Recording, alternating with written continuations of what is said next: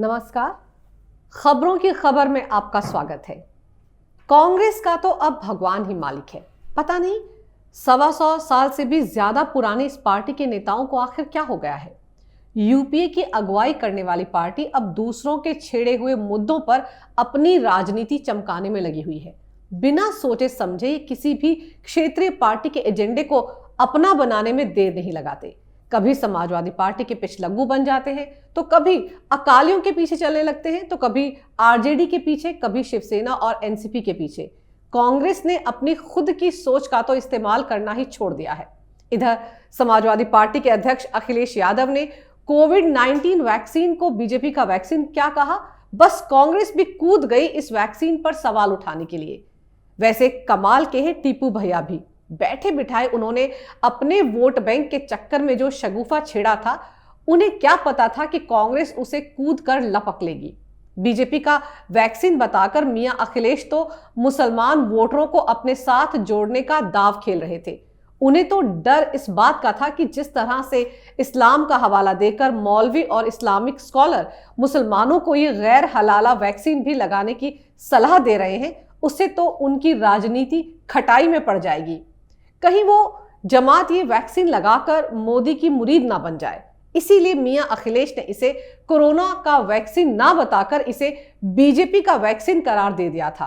और फिर कुछ घंटों में उन्होंने ये कहते हुए यू टर्न भी ले लिया कि बीजेपी कोरोना के टीकाकरण को एक इवेंट की तरह पेश ना करे, एक उत्सव की तरह इस टीकाकरण को सेलिब्रेट ना किया जाए। दरअसल इन सब को इस वक्त यही चिंता सता रही है। यही असली दर्द है समाजवादी पार्टी और कांग्रेस पार्टी का और पूरे विपक्ष का। इन्हें इस बात की खुशी नहीं है कि देश में दो बड़ी कंपनियों ने कोरोना का वैक्सीन बनाने में कामयाबी हासिल कर ली है, पर चिंता तो क्रेडिट लेने की है। चिंता तो इस बात की है कि इसका पूरा श्रेय, पूरा क्रेडिट तो बीजेपी ही ले जाएगी। आम लोग तो प्रधानमंत्री मोदी के मुरीद बन जाएंगे, उनकी हर तरफ वाहवाही होने लगेगी। बस इसी के चलते अखिलेश ने जैसे ही कोविड वैक्सीन के खिलाफ जुबान खोली, तुरंत कांग्रेस ने भी इस मुद्दे को बिना सोचे समझे, बिना दिमाग लगाए लपक लिया। देश की सबसे पुरानी पार्टी कांग्रेस के नेता आनंद शर्मा, शशि थरूर, जयराम रमेश, अलका लांबा, इन सब ने भी तुरंत मोर्चा संभाल लिया। मजेदार तो यह है कि कांग्रेस ने अखिलेश की लगाई आग को अपने तरीके से हवा दी। अखिलेश ने तो सीधे सीधे इस वैक्सीन को बीजेपी का वैक्सीन बताया था, लेकिन कांग्रेस ने इसे बीजेपी के साथ जोड़कर पेश करने से परहेज किया। उन्होंने तो वैक्सीन के साथ भारी भरकम टेक्निकल पहलू जोड़कर इस पूरे मामले को एक नया ट्विस्ट दे दिया। कांग्रेस ने भारत बायोटेक के कोविड-19 के कोवैक्सीन के सीमित इस्तेमाल को दी गई मंजूरी पर सवाल उठाने शुरू कर दिए। कांग्रेस नेता शशि थरूर ने कहा कि मंजूरी अपरिपक्व है और कोवैक्सीन के इस्तेमाल से बचना चाहिए क्योंकि ये खतरनाक हो सकता है। उन्होंने तो बाकायदा ट्वीट किया, कोवैक्सीन का अभी तक चरण 3 परीक्षण पूरा नहीं हुआ है, मंजूरी समय से पहले है और खतरनाक हो सकती है। डॉक्टर हर्षवर्धन कृपया स्पष्ट करें, इसका परीक्षण पूरा होने तक इसके इस्तेमाल से बचना चाहिए। भारत इस बीच एस्ट्राजेनेका टीके से शुरुआत कर सकता है। ये ट्वीट शशि थरूर ने किया। और तो और अपने विवादित बयानों के लिए मशहूर अलका लांबा ने तो ट्वीट कर सीधे प्रधानमंत्री मोदी को ही चैलेंज कर दिया। उन्होंने ट्विटर पर लिखा, मुझे पूरा भरोसा है कि प्रधानमंत्री नरेंद्र मोदी जी जल्द डीबीटी इंडिया की पहली कोविड वैक्सीन लगवाकर वैक्सीन को लेकर देश भर में उठ रहे सारे सवालों पर हमेशा के लिए पूर्ण विराम लगा देंगे। तीसरा ट्रायल बाद में होता रहेगा, क्यों, ठीक है ना। यही नहीं, प्रधानमंत्री मोदी के सीरम इंस्टीट्यूट के दौरे पर उनकी तारीफ करने वाले कांग्रेस के नेता आनंद शर्मा ने भी प्रोटोकॉल, सीमित इस्तेमाल और तीसरे चरण के नाम पर कोरोना वैक्सीन को खतरनाक बताने में देर नहीं लगाई। इस खेल में जयराम रमेश भी कहीं पीछे नहीं रहे। एक के बाद एक करके जिस तरह से कांग्रेस के नेताओं ने कोविड वैक्सीन के टेक्निकल एस्पेक्ट्स को लेकर सवाल उठाने शुरू किए, उससे तो साफ लग रहा है कि उनके चीनी प्रेम को बड़ी ठेस लगी है। उन्हें तो यूं भी चीन में बनने वाली हर चीज से खासा लगाव है। चीन की कम्युनिस्ट पार्टी हो, वहां की सेना हो, वहां से मिलने वाली फंडिंग हो, वहां के राजदूत हो, वहां का कोरोना वायरस हो, ये सारी चीजें कांग्रेस को चीन की सौगातें ही लगती हैं। और कांग्रेस का दशकों पुराना चीनी प्रेम किसी से छिपा नहीं है।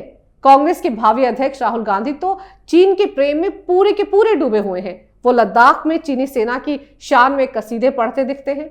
वो डोकलाम में भारत और चीन की सेना की लड़ाई के दौरान दिल्ली में चीनी राजदूत के घर पार्टी करते दिखते हैं। वो चीन जाकर कम्युनिस्ट पार्टी ऑफ चाइना के साथ कांग्रेस की तरफ से MOU साइन करते हैं। चाइना की सरकार राजीव गांधी फाउंडेशन को करोड़ों की फंडिंग करती है। ऐसे में अगर उसी चाइना के दुनिया भर में फैलाए कोरोना वायरस का तोड़ भारत ही खोज निकालता है तो चाइना के साथ कांग्रेस के रिश्तों पर तो सवाल उठेंगे ही। अब चाइनीज वायरस कोरोना का भारत में ही वैक्सीन बन जाए, ये बात तो इटली गए राहुल गांधी कभी बर्दाश्त नहीं करेंगे। तो उनकी गैर मौजूदगी में कांग्रेस के इन दिग्गज नेताओं ने खुद ही मोर्चा संभाल लिया। वैसे भी राहुल गांधी की गुड बुक्स में आने के लिए आजकल कांग्रेस में मारामारी मची हुई है। कल को जब वो फिर से पार्टी के अध्यक्ष बन जाएंगे तो उनकी टीम में शामिल होने के लिए कांग्रेस में खलबली मची हुई है। हर एक नेता राहुल गांधी को दिखाना चाहता है कि वो भी एक बड़ा ट्विटरबाज है, वो भी पार्टी के लिए ट्विटर पर एक जंग लड़ रहा है, वो भी मोदी के विरोध में खड़ा है। तो कहने का मतलब है कि राहुल गांधी को खुश करने के चक्कर में ये तमाम नेता समाजवादी भेड़ चाल का शिकार हो गए। यहां समझने वाली बात यह है कि जब देश के इतने बड़े वैज्ञानिक जानलेवा चाइनीज कोरोना वायरस से निपटने के लिए दिन रात काम कर रहे हैं, क्या उन्हें ये पता नहीं होगा कि वैक्सीन के सीमित इस्तेमाल के क्या नुकसान हैं और क्या फायदे हैं? क्या वो अंतर्राष्ट्रीय स्तर पर अपनाए गए प्रोटोकॉल के बारे में कुछ भी नहीं जानते? क्या वो इंसानी जिंदगी से खिलवाड़ करने के लिए ये वैक्सीन बना रहे हैं? मोदी सरकार का स्वास्थ्य विभाग और तमाम बड़े डॉक्टर्स जो इन वैज्ञानिकों के साथ मिलकर चाइनीज वायरस का तोड़ निकालने की मशक्कत कर रहे हैं, क्या कांग्रेस के नेताओं को वो सब अनाड़ी नजर आते हैं? सारे के सारे ज्ञानी क्या कांग्रेस में ही भरे पड़े हैं? क्या कांग्रेस इस तरह की दलीलें देकर देश के इन वैज्ञानिकों का अपमान नहीं कर रही? अब सवाल यह है कि वैक्सीन को लेकर प्रोटोकॉल वगैरह से कांग्रेसियों को वैज्ञानिकों से ज्यादा चिंता क्यों हो रही है? कांग्रेस की समस्या यह है कि उसके नेता अपने अपने फायदे के हिसाब से कभी डिफेंस एक्सपर्ट बन जाते हैं तो कभी वैज्ञानिक बन जाते हैं, और इस तरह के भारी भरकम लफ्जों का इस्तेमाल करके वो आम लोगों के दिलों में भ्रम पैदा करने का काम कर रहे हैं, दुविधा पैदा कर रहे हैं। दिलचस्प तो यह है कि वैक्सीन को लेकर कांग्रेस के अंदर भी मतभेद नजर आ रहे हैं। कांग्रेस के मुख्य प्रवक्ता रणदीप सुरजेवाला ने स्वदेशी टीके के लिए वैज्ञानिकों और भारत बायोटेक के साइंटिस्ट की तारीफ की है। उन्होंने ट्वीट पर लिखा, स्वदेश विकसित कोरोना टीके को मंजूरी के लिए हमारे वैज्ञानिकों और अनुसंधानकर्ताओं को बधाई, साथ ही सीरम इंस्टीट्यूट और उसके वैज्ञानिकों को भी बधाई। भारत ने अतीत में महत्वपूर्ण नवाचारों का नेतृत्व किया है और आगे भी करता रहेगा। नए साल की शानदार शुरुआत। जब एक तरफ कांग्रेस कोविड वैक्सीन बनाने वाले वैज्ञानिकों के साथ दिखने की कोशिश कर रही है, तो दूसरी तरफ आनंद शर्मा, जयराम रमेश और शशि थरूर ये नेता किस मकसद से किसकी शय पर ऐसे बयान दे रहे हैं? दरअसल कांग्रेस समेत पूरा विपक्ष डर गया है। प्रधानमंत्री मोदी के पूरी दुनिया में बढ़ती लोकप्रियता से विपक्ष के हौसले पस्त हो गए हैं। एक अंतर्राष्ट्रीय संस्था ने प्रधानमंत्री मोदी को 55% वोट के साथ दुनिया का सबसे लोकप्रिय नेता घोषित किया है। पीएम मोदी की अगुवाई में भारत जिस तरीके से कोरोना के कहर से निपटा है और जिस तरह से दुनिया के छोटे छोटे देशों की भारत ने इस मुश्किल घड़ी में मदद की है, उसका पूरी दुनिया में डंका बज रहा है। प्रधानमंत्री मोदी की हर तरफ वाहवाही हो रही है। अमेरिका जैसे विकसित देश में भी लाखों लोग कोरोना की भेंट चढ़ गए, वहीं भारत में मौत का आंकड़ा बहुत कम रहा। इस बात को भी दुनिया के देश समझते हैं। जाहिर है प्रधानमंत्री मोदी का विश्व समुदाय में बढ़ता कद ही कांग्रेस और विपक्ष के पेट में दर्द किए हुए है। ये बात इनसे हजम ही नहीं हो पा रही है। अब जब देश में दो वैक्सीन बनकर तैयार हो चुके हैं, सारी फॉर्मेलिटीज लगभग पूरी हो चुकी हैं, ऐसे में जल्द ही जब ये वैक्सीन लोगों को लगाया जाएगा तो फिर इसकी कामयाबी का सेहरा प्रधानमंत्री मोदी के सिर ही बंधेगा। तो वो बात कांग्रेस कैसे बर्दाश्त करेगी? कांग्रेस तो वैसे भी विपक्ष के बीच भी चौतरफा घिरी हुई है। यूपीए की पार्टियां कांग्रेस के रवैये से परेशान हैं। विपक्षी पार्टियों के अंदर इस बात को लेकर भी काफी गुस्सा है कि जब भी कोई बड़ा मुद्दा आता है तो राहुल गांधी मोदी सरकार को घेरने की बजाय विदेश दौरे पर निकल जाते हैं। सीएए के आंदोलन के दौरान भी यही हुआ और अब किसान आंदोलन के बीच में भी राहुल गांधी नया साल मनाने के लिए इटली चले गए। गौरतलब है कि पिछले साल लोकसभा में एक सवाल के जवाब में सरकार की तरफ से बताया गया था कि राहुल गांधी ने 2015 से लेकर 2019 के बीच 247 बार विदेश यात्राएं की। ऐसे में विपक्ष के निशाने पर आ चुकी कांग्रेस ने शायद कोविड वैक्सीन का मुद्दा उठाकर यह जताने की कोशिश की है कि उसमें अभी भी विपक्ष की अगुवाई करने का दमखम है।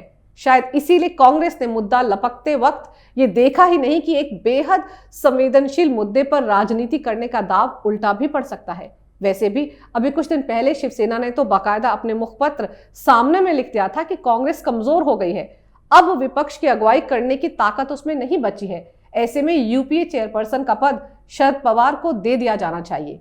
ऐसे में कांग्रेस को लगा कि मजबूत दिखने के लिए मोदी का विरोध करना जरूरी है, चाहे मुद्दा कोई भी हो, और इसीलिए वैक्सीन को मंजूरी मिलते ही सोनिया सेना मैदान में उतर गई मोदी की खिलाफत करने। लेकिन सवाल यह भी उठता है कि क्या विपक्ष का काम हर बात पर रायता फैलाने का ही होता है? क्या विपक्ष सिर्फ और सिर्फ तमाशा करने के लिए ही है? क्या लोकतंत्र में जिस जनता ने विपक्ष के नेताओं को चुना है उनके प्रति इनकी कोई जिम्मेदारी नहीं? ये हर बार अपने नफे के हिसाब से ही जनता को हाँकते रहेंगे। बात जहां मौत और जिंदगी की हो रही हो वहां पर भी क्या ये विपक्ष राजनीतिक फायदा ही तलाशेगा? पिछला पूरा साल लोगों ने तिल तिल करके अपनी जिंदगी को बचाने में गुजार दिया। कोरोना ने पूरी दुनिया को हिलाकर रख दिया। पूरी दुनिया कोविड-19 के कहर से अब भी जूझ रही है। लाखों लोगों ने अपनी जान गंवा दी, लाखों लोग अब भी अस्पताल में जिंदगी के लिए जंग लड़ रहे हैं। ऐसे में इस जानलेवा बीमारी से बचने की एक छोटी से छोटी कोशिश पर भी सबको एक पॉजिटिव सोच के साथ आगे बढ़ने की जरूरत है। इस चाइनीज वायरस से बचाव के लिए वैज्ञानिकों ने एड़ी चोटी का जोर लगाकर बड़ी मशक्कत के बाद ये वैक्सीन तैयार किए हैं। इन वैज्ञानिकों के आगे नतमस्तक होने की जरूरत है। बिना मतलब अपनी राजनीति चमकाने के लिए इस वैक्सीन के नाम पर प्रोपेगेंडा चलाकर कांग्रेस समेत पूरे विपक्ष को, आम लोगों को बहकाने की कवायद से बचना चाहिए। लोग घरों में कैद रहकर थक चुके हैं, वापस जिंदगी को आम रफ्तार पकड़ते देखना चाहते हैं। उन्हें जिंदगी देने वाले वैक्सीन से मतलब है, उसके चरण, सीमित इस्तेमाल, प्रोटोकॉल से जुड़ी तमाम जानकारियां उनके लिए बेमतलब है। वो चाहते हैं कि जल्द से जल्द कोविड-19 की वैक्सीन बनकर तैयार हो। ऐसे में कांग्रेस, समाजवादी पार्टी समेत पूरे विपक्ष को फिलहाल राजनीति छोड़कर आम लोगों के बारे में भी सोच लेना चाहिए।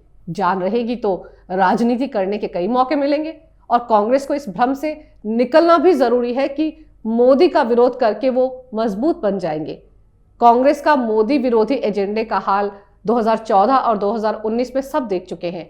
अब अगर सबक नहीं लिया तो 2024 की बात तो छोड़ दीजिए, 2050 में भी कांग्रेस के हाथ कुछ नहीं आएगा।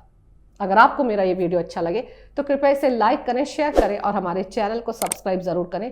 देखते रहिए कैपिटल टीवी।